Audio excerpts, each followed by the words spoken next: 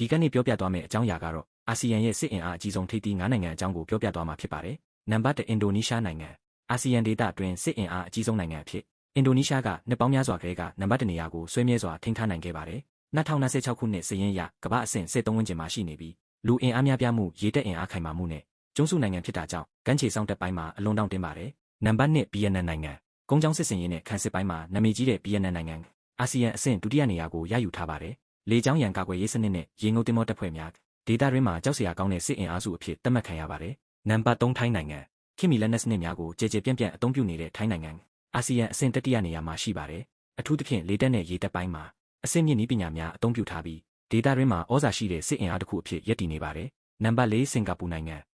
အကျယ်ဝန်းသေးငယ်ပေမဲ့အစိတ်ရှိတဲ့ငပူတင်းလို့တင်စားခံရလောက်အောင်စစ်လက်နက်ပစ္စည်းတွေကအလွန်ခေတ်မီပါတယ်။နည်းပညာမြင့်ဆက်လက်နက်တွေနဲ့စိုက်ပါကာကွယ်ရေးစနစ်ပိုင်းတွေမှာအာဆီယံဒေသအတွင်းထိပ်ဆုံးအဆင့်လို့ပြောလို့ရပါတယ်။နံပါတ်5ဖိလစ်ပိုင်နိုင်ငံနောက်ပိုင်းနှစ်များအတွင်းကာကွယ်ရေးအသုံးစရိတ်ကိုအရှိန်ဟုန်နဲ့တိုးမြင့်လာတဲ့ဖိလစ်ပိုင်နိုင်ငံဟာရေတပ်နဲ့လေတပ်ကိုအဓိကထားဖွံ့ဖြိုးလာပြီးအာဆီယံထိပ်သီးစစ်အင်အားစုထဲကိုဝင်ရောက်လာနိုင်ခဲ့ပါတယ်။ဒီအဆင့်သတ်မှတ်ချက်တွေဟာလက်နက်အရေးအတွက်လူအင်အားကာကွယ်ရေးဗဏ္ဍာရေးနည်းပညာအဆင့်ပထဝီဝင်အနေအထားစတဲ့အချက်လက်60ကျော်ကိုအခြေခံပြီးတွက်ချက်ထားတာဖြစ်ပါတယ်။ဒီလိုမျိုးနေ့စဉ်ဘူးတူတာတွေအတွက် Daily Bite ကို follow ပေးခဲ့ကြပါဦး။